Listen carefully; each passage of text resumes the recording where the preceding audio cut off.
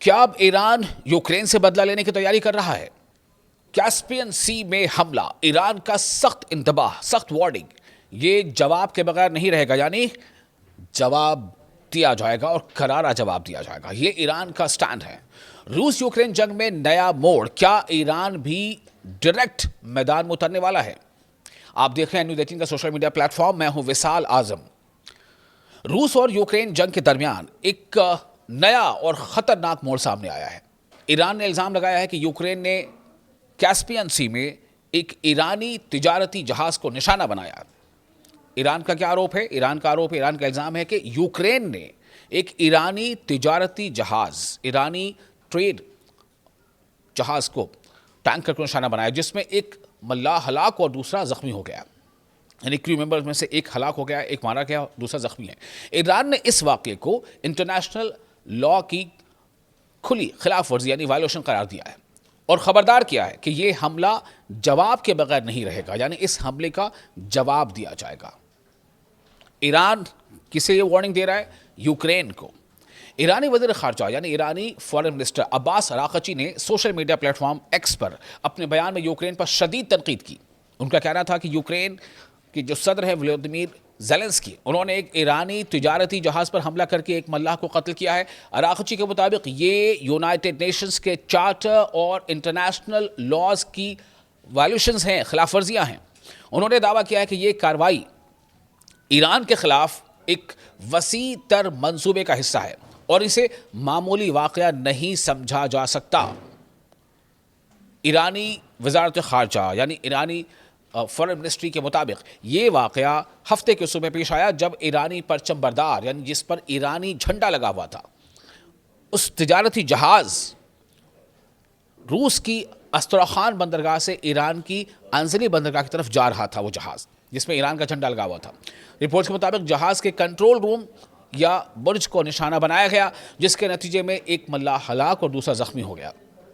ईरानी हुक्काम का कहना है कि हमले से जहाज़ को भी शदीद नुकसान पहुंचा और इसकी नेविगेशन सलाहियत मुतासिर हुई है। इस वाक़े की अहमियत इसलिए भी ज़्यादा है क्योंकि बहरे कैस्पियन यानी कैस्पियन सी, कैस्पियन सागर अब तक रूस यूक्रेन जंग के बराह रास्त यानी डायरेक्ट असरात से तकरीबन महफूज समझा जाता था।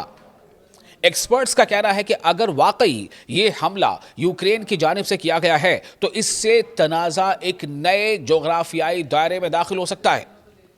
यही वजह है कि तेहरान ने इसे सिर्फ एक बहरी हादसा नहीं बल्कि अपनी खुद मुख्तारी यानी अपनी सॉवरेनिटी, अपनी संप्रभुता और तिजारती मफादात यानी ट्रेड इंटरेस्ट्स पर हमला करार दिया है। ईरान ने इसे अपने ट्रेड इंटरेस्ट्स पर, अपनी सॉवरेनिटी पर हमला करार दिया है। ईरान का स्टैंड है कि तिजारती जहाज़ों को निशाना बनाना इंटरनेशनल सी लॉज की खिलाफ वर्जी है। ईरान के फॉरेन मिनिस्टर अब्बास अराक़ची ने वाज़ेह अल्फाज में कहा है कि तेहरान इस मामले को नज़रअंदाज नहीं करेगा और इस पर मुनासिब रद्द-ए-अमल दिया जाएगा। ताहम ईरान ने अभी तक ये नहीं बताया कि इसका मुमकिना जवाब डिप्लोमेटिक होगा, कानूनी होगा या किसी और नौइयत का होगा। दूसरी जानिब खबर सामने आई है कि यूक्रेनी हुकूमत की जानिब से इन इल्ज़ामात पर कोई बाज़ाब्ता रद्द-ए-अमल सामने नहीं आया था। इसीलिए आलमी सतह पर अभी इस वाक़े की आज़ादाना तस्दीक का इंतज़ार किया जा रहा है। लेकिन अगर ये वाक़या साबित हो जाता है तो ये रूस यूक्रेन जंग में एक नई पेचीदगी पैदा कर सकता है, क्योंकि ईरान पहले ही रूस के करीब समझा जाता है और दोनों कंट्रीज़ मुख्तलिफ शोबों में ताउन, कोऑर्डिनेशन जारी रखे हुए हैं। तो बहरे कैस्पियन यानी कैस्पियन सागर में मुबैना हमले ने पहले से कशीदा आलमी सूरत हाल यानी वर्ल्ड जो सिचुएशन अभी है उसमें एक और तनाज़ा, एक विवाद खड़ा कर दिया है। ईरान का कहना है कि एक मल्लाह की जान लेने वाला ये हमला नाकाबिल कबूल है, इसे बर्दाश्त नहीं किया जाएगा और इसका जवाब ज़रूर दिया जाएगा। जबकि दुनिया अब यूक्रेन के रद्द-ए-अमल और ईरान के अगले कदम का इंतज़ार कर रही है। रूस यूक्रेन जंग के बीच ईरान की यह सख्त वार्निंग एक नए बहरान की अलामत बन सकती है। सवाल यह है कि क्या मामला सिर्फ डिप्लोमेटिक लेवल तक महदूद रहेगा या खित्ते में कशीदगी मजीद बढ़ने वाली है। आपको ये वीडियो कैसा लगा? आप अपनी राय कमेंट बॉक्स में शेयर कर सकते हैं। वीडियो पसंद आया हो तो लाइक और शेयर ज़रूर करें।